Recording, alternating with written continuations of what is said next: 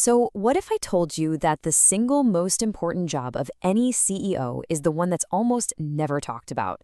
It's not in the flashy headlines or the quarterly earnings calls. Nope, it's a secret that's been hiding in plain sight, and today we are going to unlock it together. Okay, let's just think about this for a second. What do you think it is? Is it coming up with some game-changing new product? Being a marketing genius? Or maybe it's all about inspirational leadership?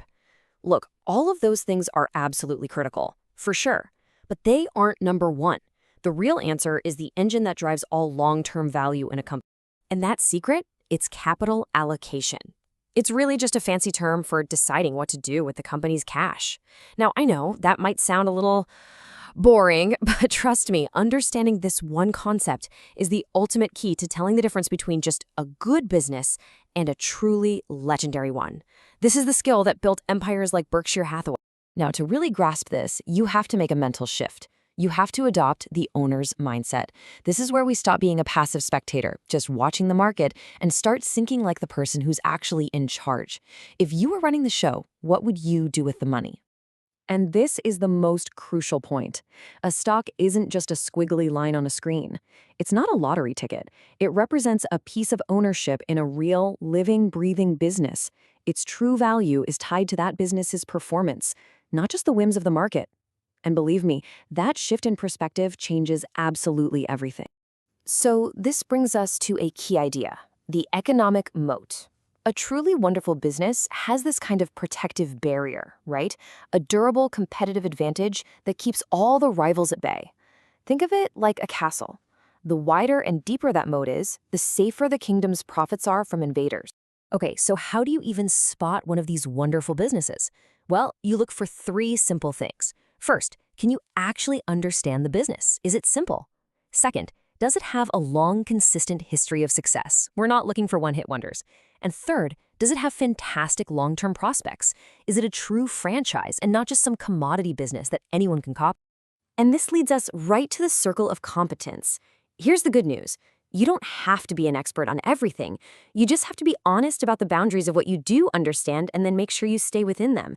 That's where your real advantage is. And hey, if this is changing how you view your portfolio already, go ahead and hit that like button. It really helps other business-minded investors find us.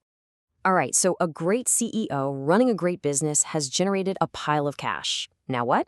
Well, they follow a playbook. And it turns out there are really only 5 rational, logical things they can do with that money.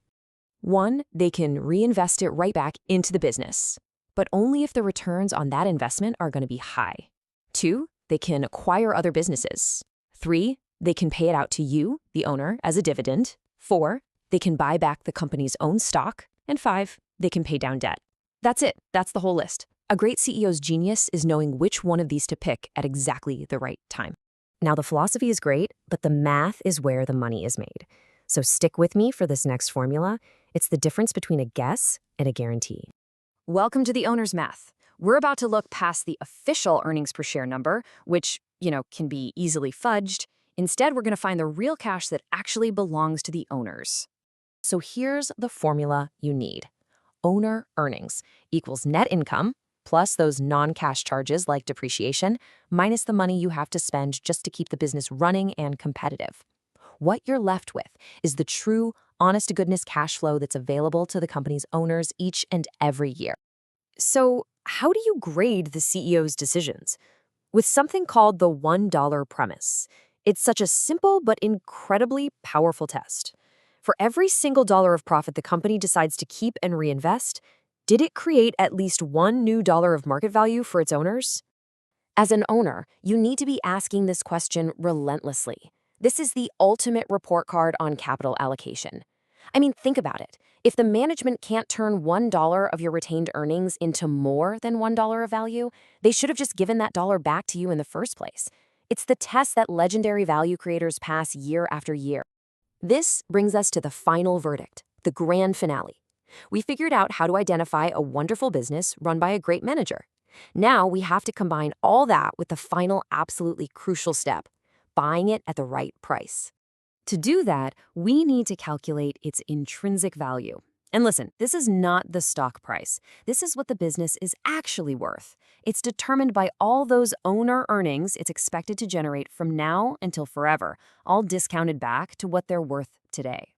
And finally, maybe the most important concept in all of investing, the margin of safety. It's simple.